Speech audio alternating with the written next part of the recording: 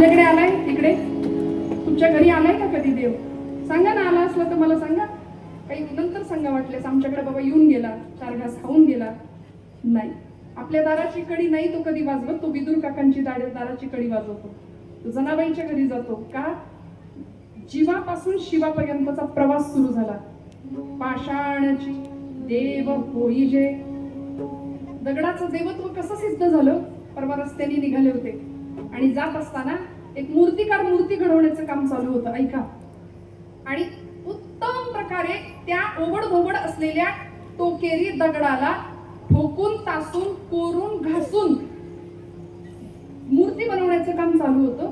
मला राहवलं नाही म्हणून त्या मूर्तिकाराला एक मी प्रश्न विचारला. म्हटलं, बाबा एवढा ओबड दगड आहे आणि त्या दगडाला इतका सुंदर आकार माझ्या पांडुरंगाचा कसा काय दिला तुम्ही? कशी काय सुंदर एवढी मूर्ती घडवली? माझा आपला वेड्यासारखा प्रश्न होता. पण ते म्हणले, ताई तुझ्या शब्दात सांगू का, तुझ्या भाषेत सांगू का? म्हटलं सांगा. ते म्हणाले, त्या दगडामध्ये आधीच पांडुरंग होता. त्या दगडामध्ये आधीच पांडुरंग होता. फक्त त्या मूर्तीला नको असलेला भाग मी छिन्नी आणि हातोड्याच्या साह्याने काढून टाकला. विठ्ठल जळी स्थळी भरला, गीता ठाव नाही उरला, आदव्य दृष्टीने पाहिला. विठ्ठल ती विठ्ठल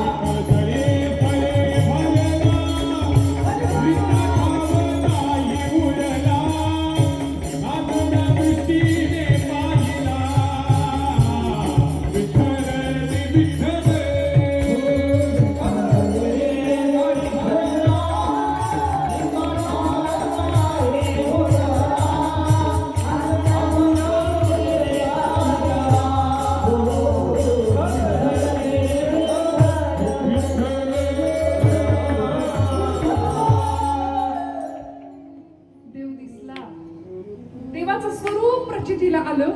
काय केलं? नको असलेला भाग काढून टाकला. मग मला पटलं की खरं आहे, आपल्याही आयुष्यामध्ये नको असलेला भाग खूप आहे. आहे की नाही? नको त्याची निंदा आम्ही करतोय, ईर्ष्या करतोय, द्वेष करतोय, मत्सर करतोय. तुला बघून घेतो म्हणून 25 वर्षाचं दुखणं डोक्यात साठवून साठवून साठवून मरायची पाळी आली. दुःख ते ओढवून घेतो आम्ही. पण या पलीकडे जाऊन हा सगळा निचरा करावा लागेल आणि अनावश्यक भाग, नको असलेला भाग काढून टाकायला लागेल. कसा? तासून काढायला लागेल. छिन्नी हातोड्याचा घाव करी दगडाचा देव, खाई दैवाचे तडाखे त्याचं माणूस हे नाव. माणूस पण सोपं नाही मिळत. आणि आता माणसातला माणूस आम्हाला दिसत नाही, मग दगडातला देव कधी दिसायचा? मग ते देवत्व आम्हाला प्राप्त व्हायचं असेल तर छत्रपतींचं जीवन समोर ठेवावं लागेल. आई जगदंबे समोर प्रार्थना करावी आणि आई जगदंबेला सांगावं, मला धैर्य दे, मला शक्ती दे, मला बुद्धी दे. म्हणून भवानीला, त्या तलवारीला अधिष्ठान दिलं आई जगदंबेनी स्वतःच्या तेजाचं. प्रार्थना केली, देवी उमे कालिके आदिशक्ती शिवानंदिनी भक्त कल्याणी. देवी उमे कालिके आदिशक्ती शिवानंदिनी भक्त कल्याणी.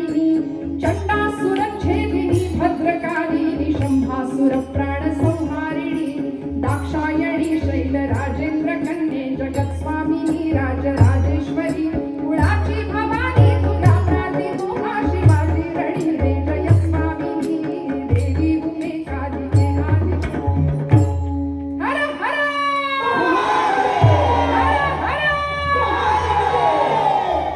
मग सैन्याचा जागर ठरला. हर हर महादेव. देव सुद्धा असा निवडला. तो कुठे राहतो? स्मशानेश्वा क्रीडा. देव स्मशानात राहतात. चिता भस्म अंगाला फासतात. समुद्र मंथनाच्या वेळी विष प्राशन केलं ज्या देवानी असा देव निवडला आणि सांगितलं, हे भोलेनाथा, 150 मावळ्यांच्या धारोष्ण रक्ताचा अभिषेक स्वराज्याची शपथ घेताना शिवपिंडीवर वाहिला आणि सांगितलं, तुम्ही जसं विषप्राशन केलं ती ताकद आम्हालाही द्या, आम्हालाही द्या. जिगरबाज सहकारी मिळवले, जीवाला जीव देणारे. त्यागाचं राज्य होतं, भोगाचं नाही. जिथं भोगाचं राज्य आहे तिथं नरक राज्य आहे, आणि जिथं त्यागाचं राज्य आहे तिथं स्वराज्य आहे. विठ्ठल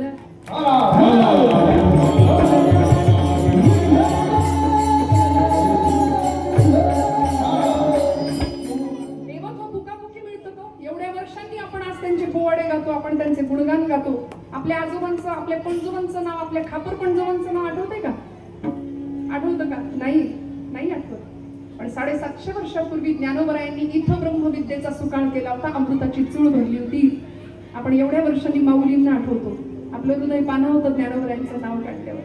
आपले पूर्वज आपल्याला नाही आठवत, पण छत्रपतींचं नाव घेतलं की रक्त सळसळतं आमचं. आईसाहेब जिजाई माऊलींना नुसतं पाहिलं तरी माता कशी असावी, ही माता फक्त अंगावरचं दूध पाजणारी नव्हती. आपल्या लेकराला त्या दुधाबरोबर उच्चतम मूल्यांचे संस्कार प्रदान केले. काय संस्कारांची शिदोरी द्यावी माझ्या राजाला? गर्भातल्याच बाळाला सांगावं, बाळा जन्माला ये पण जळण्याच्या तयारीने ये, कारण आजूबाजूला अंधार आहे. आणि एवढ्याशा पंक्तीनं ठरवलं ना जळायचं, तर मोठ्यात मोठ्या अंधाराचा नाश करता येतो. माझ्या राजा जळायच्या तयारीने ये. म्हणून पाषाण देवची होय हा प्रवास आहे. नराचा नारायण कसा झाला? मग त्याच्याकरता मनाची धारणा काय होती? 6 जून 1674 साल ही तारीख आणि ज्येष्ठ शुद्ध त्रयोदशीचा दिवस महाराष्ट्राच्या इतिहासाला कसा काय बघायला मिळाला? त्याचं कारण अंतःकरणातली जिद्द. जिगरबाज मावळे जोडले. एक एक मावळा असा होता. आमचे कान्होजी काका होते, ऐका प्रसंग सांगून जाईल मी. 65 वर्षाचे असतील कान्होजी काका, कान्होजी जेधे. जीवाला जीव देणं काय असतं आपल्या देवासाठी, आपल्या राजासाठी. अफजल खानाची मोहीम स्वराज्यावर चालून आली. आदिलशाहीच्या दरबारामध्ये विडा उचलला होता. बडी बेगम साहिबा चांदीच्या तपकामध्ये विडा फिरवत होती. कुणीच तो विडा उचलत नव्हतं, कारण शिवाजी राजाला पकडवून आणायचं होतं. कुणीच विड्याला हात लावेना. शेवटी नाईलाज झाला आणि बडी बेगम साहिबा म्हणाली, इस दरबार में कोई भी मर्द नहीं है. असं खोचक वाक्य बोलल्यावर मग नाईलाजानी तो अफजल खान नावाचा क्रूर कर्मा पठाण उठला आणि पैजेचा तो विडा उचलला. पैजेचा विडा उचलून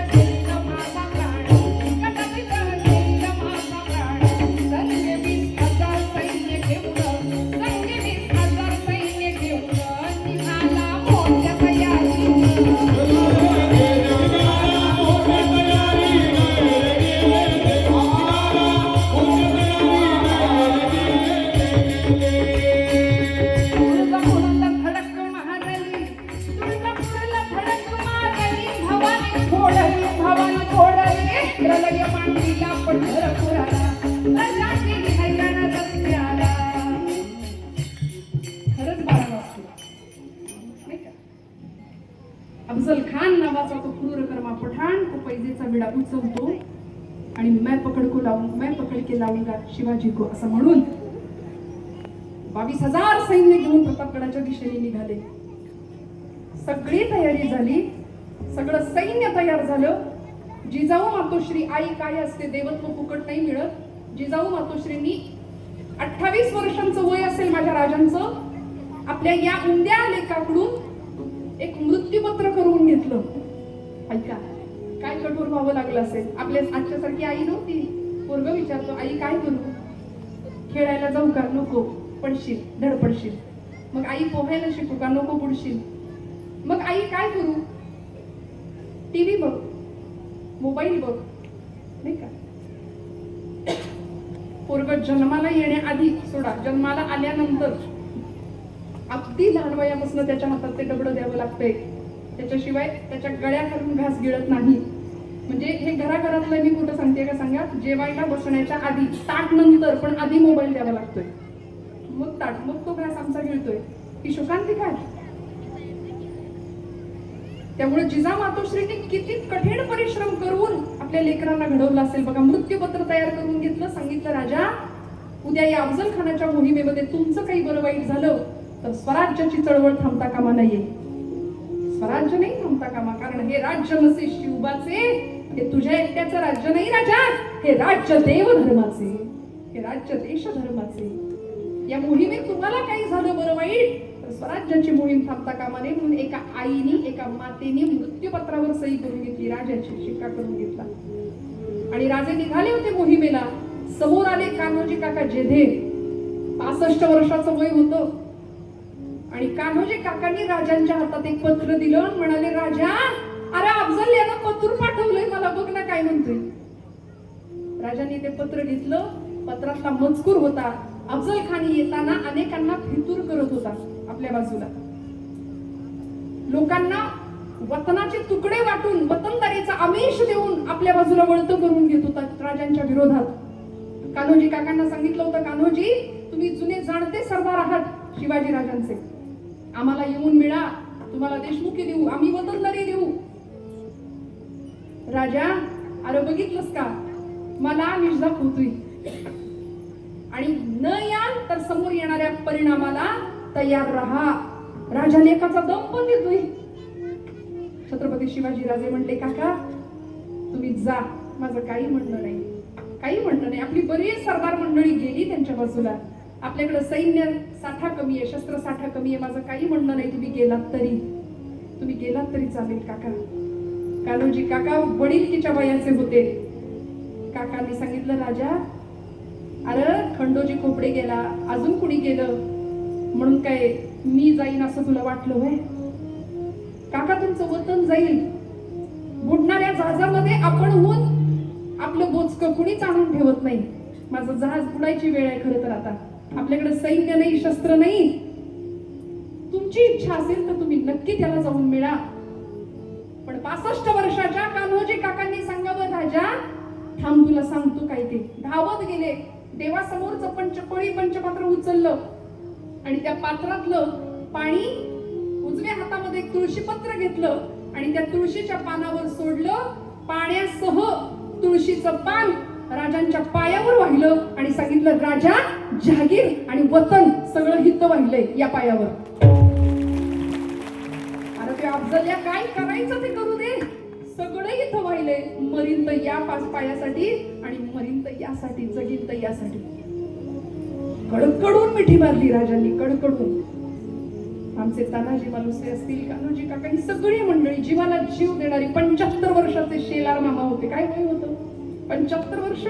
लढायचं वय, पण लढत होते. बऱ्याचदा मी सांगते, तरुणाई म्हणजे काही फक्त वयाचा विषय नाहीये. तेजस्विता, तपस्विता आणि तत्परता हे 3 गुण असतील त्याला म्हणायचं तरुण. आहे का आमच्या तरुणांकडे?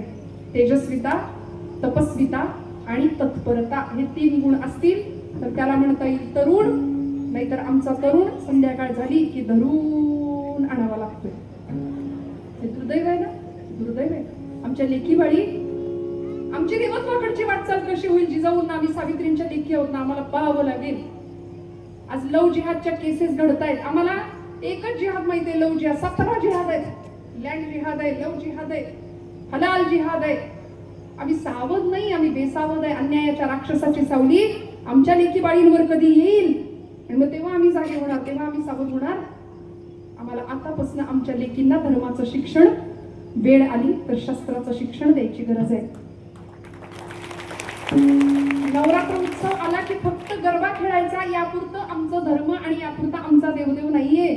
9 दिवस नवरात्र जी महिषासूर मर्दिनी महिषासुराचा निपात करते, त्याला रक्तात लोळवते.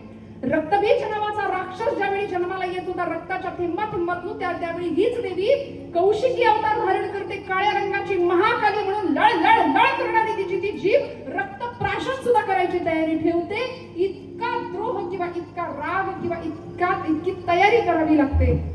त्यावेळी असुर संपतो.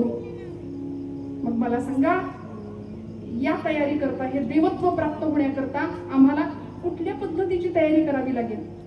नेमकं काय करावं लागेल? कुठल्याही पुराणामध्ये, कुठल्याही शास्त्रामध्ये ज्याचा उल्लेख नाही त्याच्या मागे मात्र आम्ही लागलो 9 दिवसाचे 9 रंग. आहे की नाही? कुठे लिहिलंय? दाखवा मला कीर्तन झाल्यावर असेल तर. नवरात्र उत्सवात अमक्या दिवशी अमक्या रंगाची साडी देवईने नेसली होती असं कुठेच नाही लिहिलं. बरं, साडी नेसायची नाही का? उत्तम रंगीत जरूर नेसायची, आमचा धर्म आहे तो.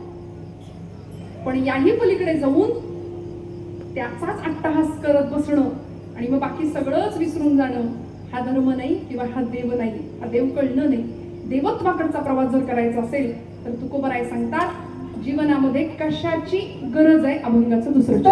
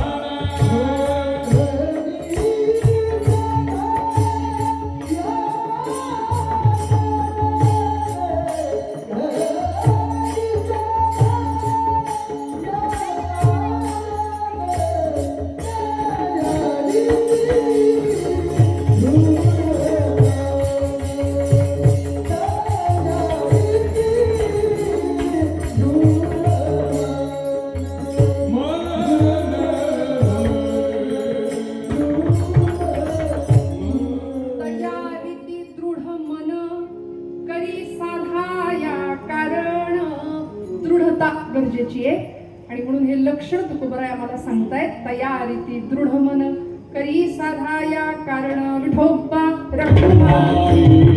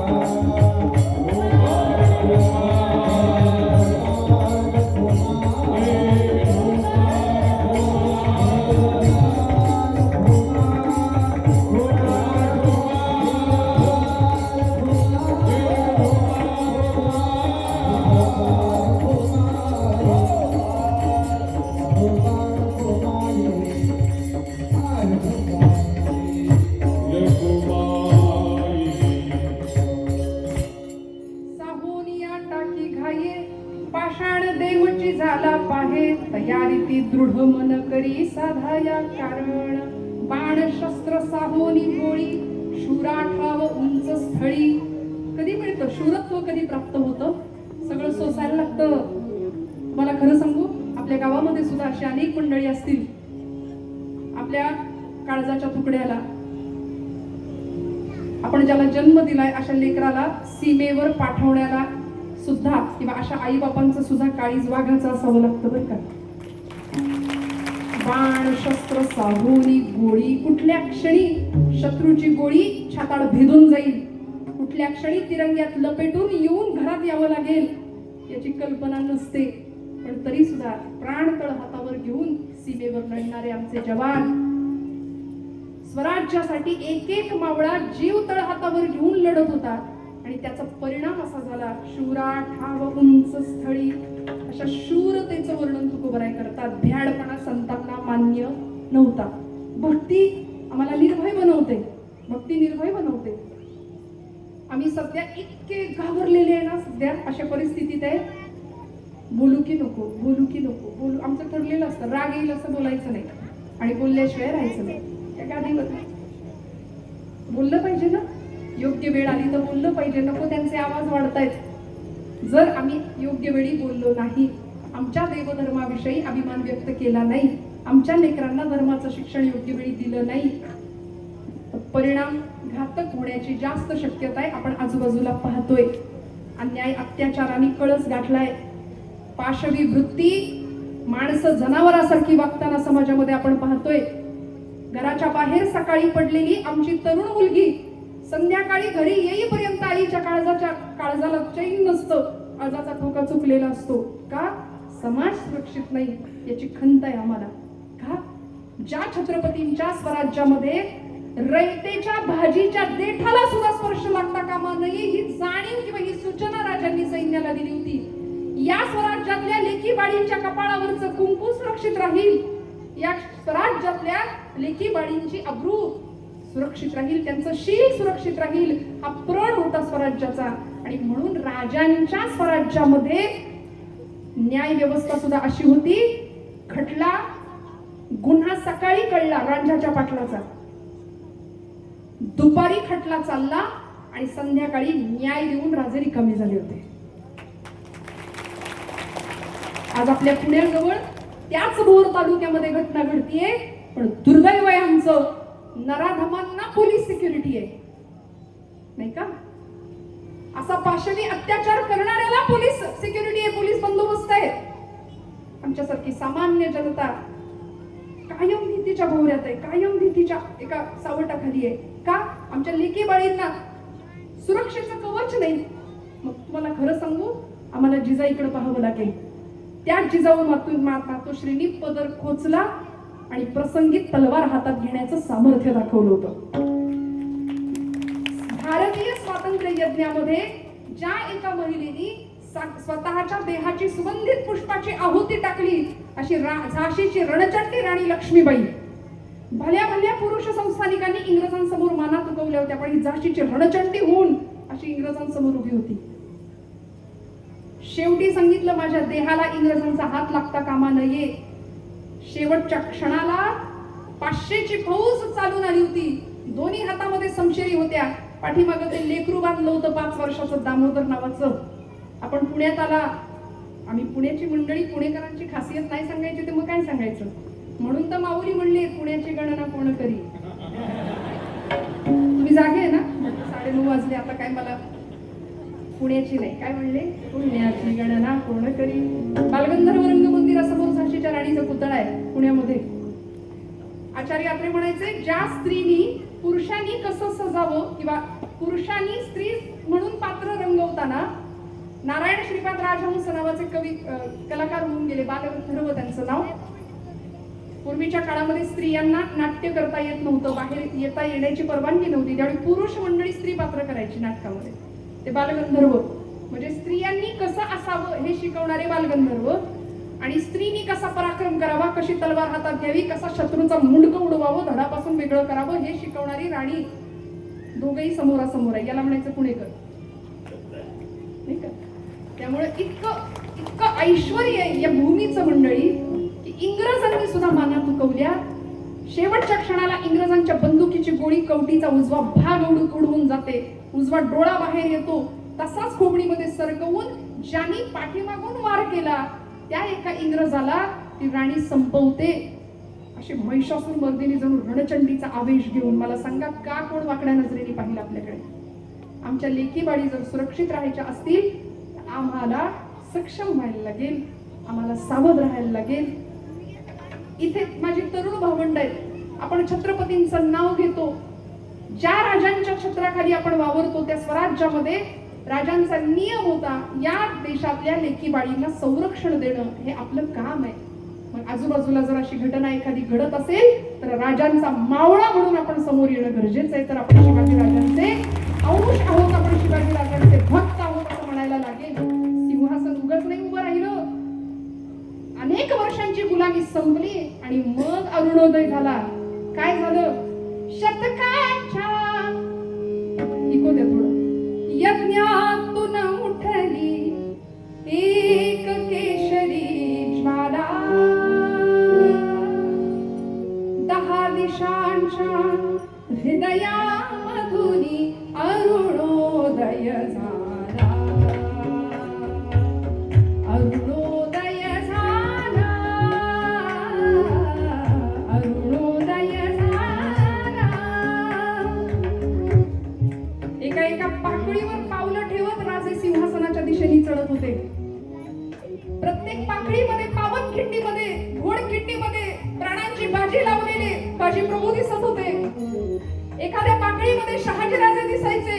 आबासाहेब, आपले स्वप्नातलं स्वराज्य माझ्याच्यानी उभं राहिलं का हो?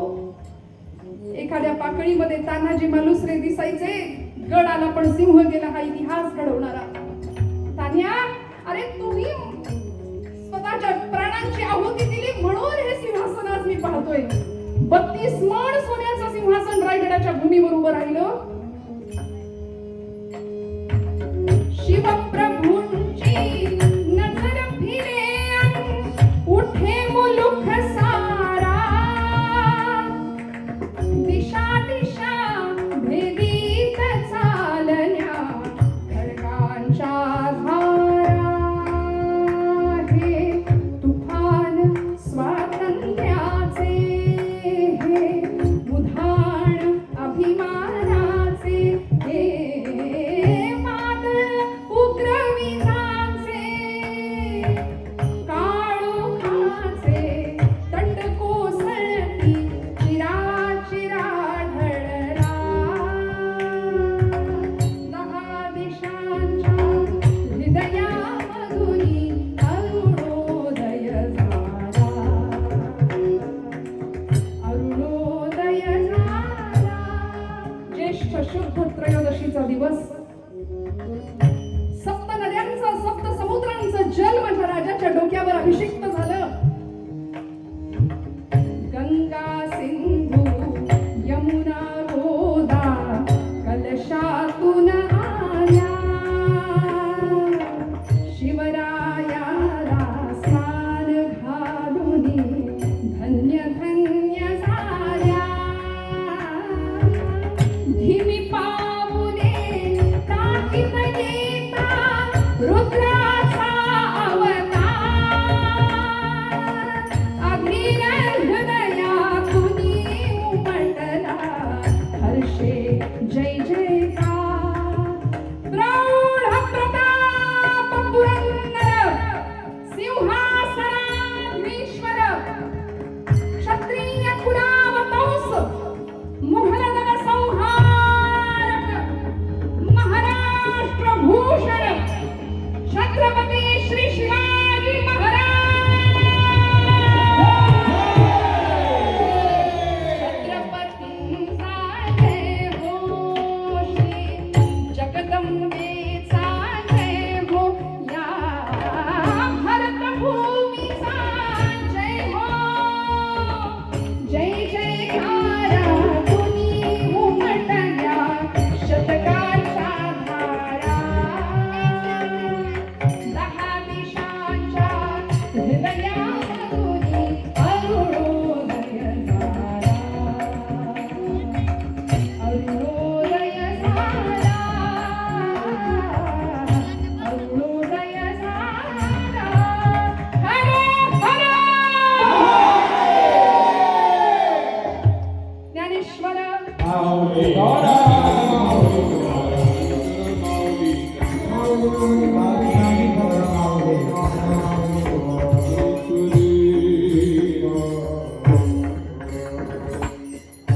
रणांगणावर निघालेला एखादा शूर जसा मागे वळत नाही ना, मागे फिरत नाही, तशी आमची धारणा पाहिजे. काय असता हा जोश? हा उत्साह तेवढ्या पुरता राहतो, तेवढ्या पुरता प्रभाव पडतो.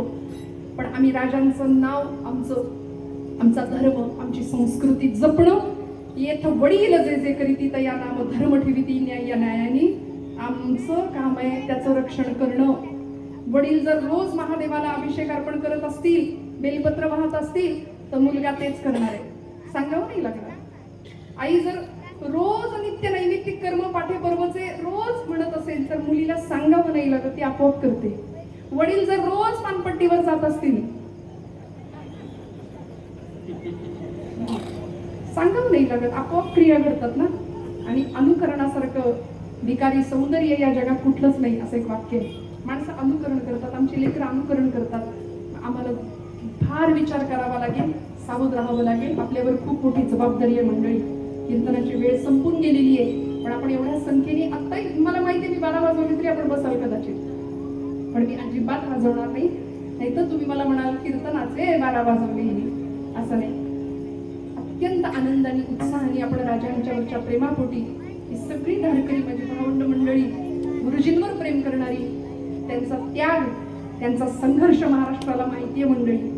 या वयातलं माणूस सुद्धा अनवाणी पायांनी गडकोटांची पूजा करणं, राजांनी ज्या ज्या मातीमध्ये आपलं काम केले त्या मातीचं रक्षण करणं, त्या मातीला वंदन करणं, हे तुम्ही आम्ही हिंदू म्हणून, तुम्ही आम्ही शिवभक्त म्हणून आमचं काम आहे. झालेली सेवा भगवंत चरणावर अर्पण करणार आहे. शेवटच्या चरणामध्ये महाराजांनी एका सतीचं उदाहरण दिले. एक सती असते जी पतीच्या चितेकडे जातीये, ती सती अग्नी पाहत नाही, पण तिचं व्रत नियमाने पुढे चालू ठेवते. तयारी ती दृढ मन करी साधा या कारण, एखाद्या सतीत्वाचं उदाहरण देऊन तुकोबराय या अभंगाचा शेवट करतात. आणि देवत्व असं असावं की माणसाचं देवरूपामध्ये परिवर्तन होण्याकरता आम्हाला त्या दिशेने जर वाटचाल करायची असेल, तर आमच्या अंतःकरणातलं देवपण आणि आमच्या मनाचं बालपण कधीच संपू द्यायचं नाही मंडळी. मी बऱ्याचदा असं सांगते, देवाकडे तोंड करून आपण जे मागतो आणि देवाकडे पाठ केल्यानंतर आपण जे वागतो, त्यावर बऱ्याच गोष्टी अवलंबून असतात बरं का. त्यामुळे काय करायचं, कुणाचा द्वेष नको, कुणाचा मत्सर नको, कुणाची ईर्ष्या नको. कोण आपल्याशी कसं वागतं काही घेणं देणं नाही, आपण सगळ्यांशी कसं वागतो याचा विचार करूया. तुकोबरायांनी आम्हाला सांगितलंय, कोण्याही जीवाचा न घडो मत्सर, परम सर्वेश्वर पूजनाचे. कशाला कुणाचं मत्सर करायचं. 25 वर्षापूर्वी अमकीनं मला तिच्या मुलीच्या लग्नामध्ये हलकी साडी दिली. 25 वर्षांनी माझ्या पोरीच्या लग्नात ती गोष्ट मी बरोबर काढणार. हे काय, याला काही जगणं म्हणायचं का? सांगा ना, काय विचार आहे या बुद्धीमध्ये, या मेंदूमध्ये. आम्ही नुसता कचरा भरला नाही का, ईर्षेचा, द्वेषाचा, षड्विकारांचा, वासनेचा, मोहाचा, अहंकाराचा, या सगळ्याचा निचरा करूया मंडळी. आणि परमेश्वराला आवडेल असं काम, क्रोध विरहित जीवन जर आम्हाला जगता आलं ना, तर आम्ही सुद्धा तुकोबरायांच्या कल्पनेतले देव ठरू. साहोनिया टाकी घाये, पाषाण देवची झाला पाहे. भैरवी तुका म्हणे सती, तुका म्हणे सती, तुका म्हणे सती, तुका म्हणे सती, तुका म्हणे सती, तुका म्हणे सती, तुका म्हणे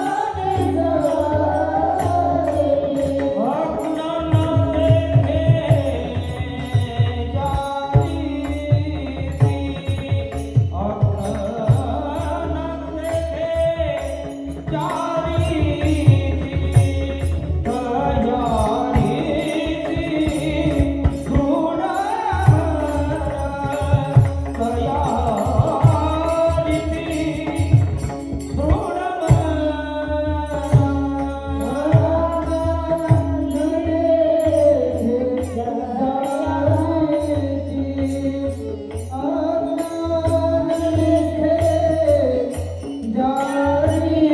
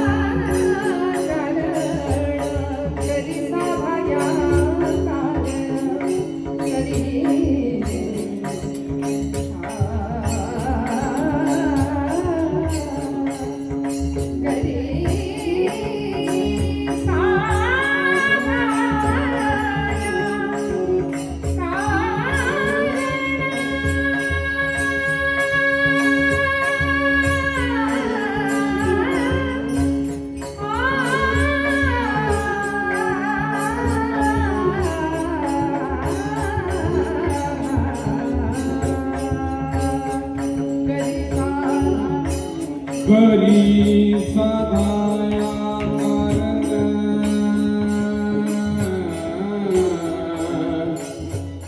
कधी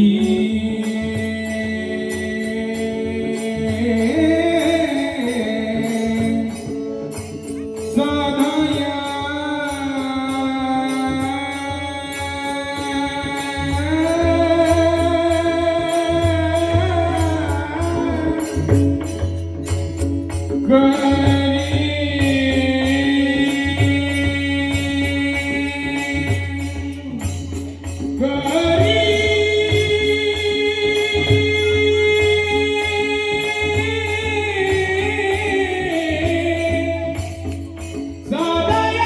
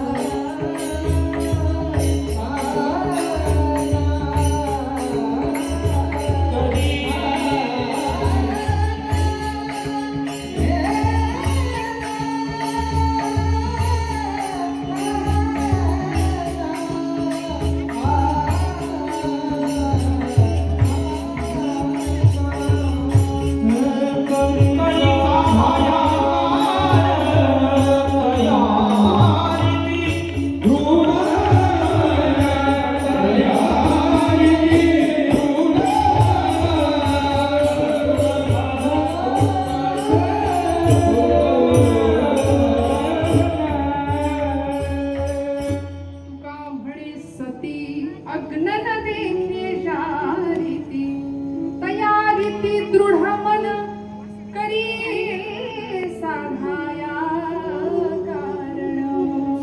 झालेली सेवा भगवंत चरणावर समर्पित करते.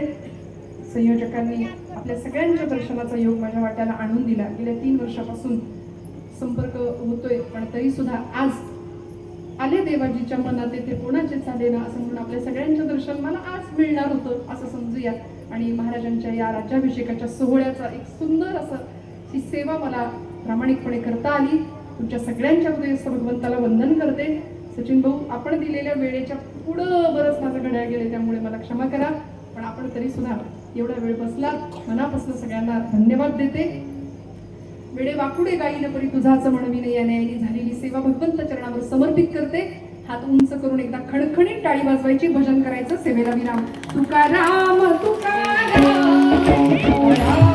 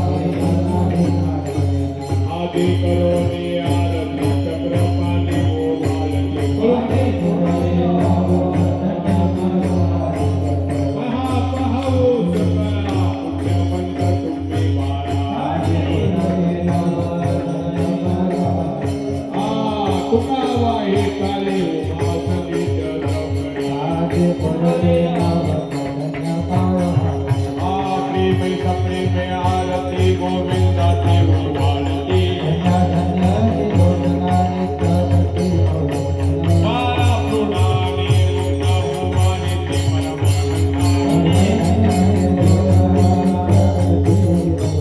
रामा म्हणे केशवाती विमुनीलाही लोकपती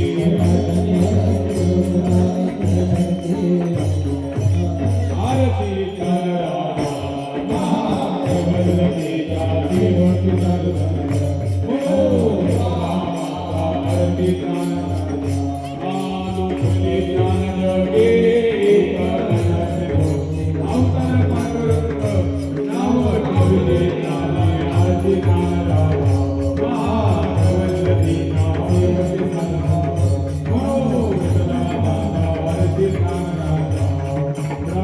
प्रभुया भोले विश्वात्मात्मे रामजनार्दने चरणी मस्तक ठेवले आरती प्राणराजा महावल्लभी जाती मनोवेदना आरती प्राणराजा आरती तुकाराम स्वामी सद्गुरु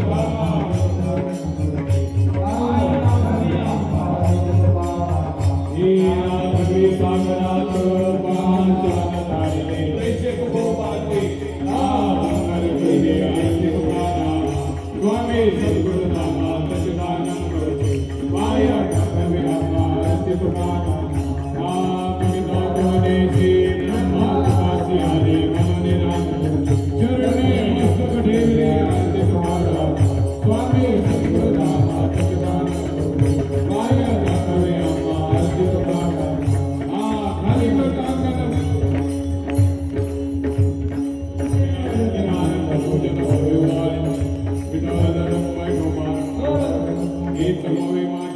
पंढरीचा वार करी संत संगे सर्वकाळ पंढरीचा वार करी चंद्रभागे स्नान पंढरीचा वार करी विठ्ठल रमाई ठोपार आपण पायी शोभावे कल्पनेचे बाधा नव कोणी काळी अहंकाराचा वारा नागराज नामा म्हणे तया असावे कल्याण मागणे ते एक तुझ प्रती आहे या संताची निर्वी हेच मद दे तुका